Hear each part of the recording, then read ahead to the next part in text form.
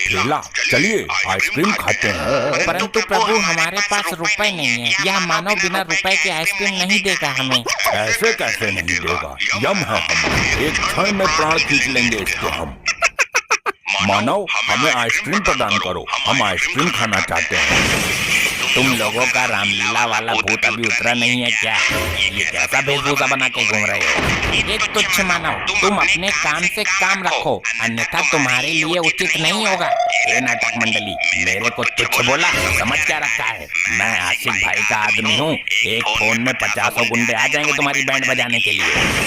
मानव, तू जानता नहीं, हम यम हैं, यमलोक से आए हैं। तुझे और तेरे 50 गुंडे मवालियों को पल भर में भस्म कर देंगे।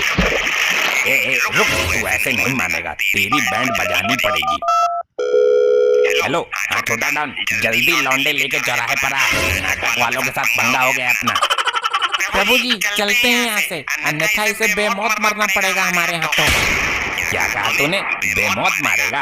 ओ भाई सुन, बंदूक लेके आ, आज महाभारत निकालूं मैं इन नाटक करने वालों का। तेरी जबान पर गरम लोहे की कील ठोकवाएंगे। रुको जरा अभी बेटा, मेरे लौंडे आ रहे हैं, आने दो, फिर तुम दोनों के पिछवाड़े में सूजे ना घुसवाऊं तो कहना।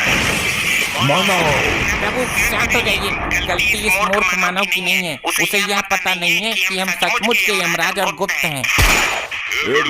पत्थर मारो तो चिंगारी निकलती। इतनी हिम्मत हुई आशिक भाई के वफादार कुत्ते को झड़ने की। तू आशिक भाई का पिल्ला है। ये जाने गर्लफ्रेंड की लेने गया था क्या? पप्पी, तूने मेरे को बहुत गलत टाइम में फोन कर डाला है, अपनी खोपड़ी समझ रही है। देख छोटा डॉन, अभी आपस में लड़ने का वक्त नहीं है। जिस काम के लिए कॉल किया था वो निपटा लो पहले। किसको निपटाने का? अपन एकदम झक्कास निपटा डालेगा अपन लोगों के पंडर के साथ। ये रहे नाटक मंडली वाले, यही दोनों हैं, घेर लो इनको चारों तरफ से। लोग नाटक मंडली से गदा चुरा के अपने आप को यहाँ का डॉन समझ रहा है। अभी निकालता अपन तुम्हारी डॉनगिरी। प्रभु, यह मानव तो युद्ध करने के योग से आए हैं, इनके हाथों में तो कलियुगी हथियार हैं। कुछ नहीं, यह मानव बेमौत हमारे हाथों से मरना चाह रहे हैं। परंतु प्रभु हम बेमौत किसी को नहीं, उनके विधि का विधान बिगड़ जाएगा। यदि इन्हें मौत के घाट नहीं उतारा गया तो यह मानव हम पर गोलियां बरसाएंगे। हमें अपनी सुरक्षा के लिए इन्हें सबक सिखाना ही होगा। इस गदाधारी को सबसे पहले गोली मारो। अपन डिसाइड करेगा कि पहले कौन गोली खाएगा। चल बजट में तू गोली चला गदाधारी को। ओके बॉस, डिक्की खोल देगा किस बार में। प्रभु संभाल कर। अबे तेरी बहन को नमन, उसके लोहे के गदे पर गोली मारकर गोली बर्बाद कर रहा है। एक समय की बात है, एक घने जंगल में एक शेर और एक लोमड़ी रहते थे। शेर जंगल का राजा था और अपनी ताकत के कारण सभी जानवर उससे डरते थे। दूसरी ओर लोमड़ी अपनी चतुराई और चालाकी के लिए जानी जाती थी।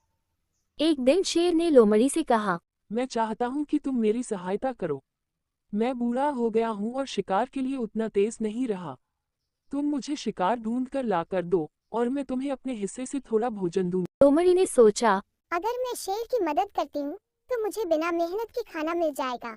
ये सौदा मेरे लिए अच्छा है। प्रस्ताव स्वीकार कर लिया। इसके बाद लोमड़ी जंगल में शिकार ढूंढने लगी। वह जानवरों को शेर के पास लाती और शेर उन्हें मारकर खा लेता।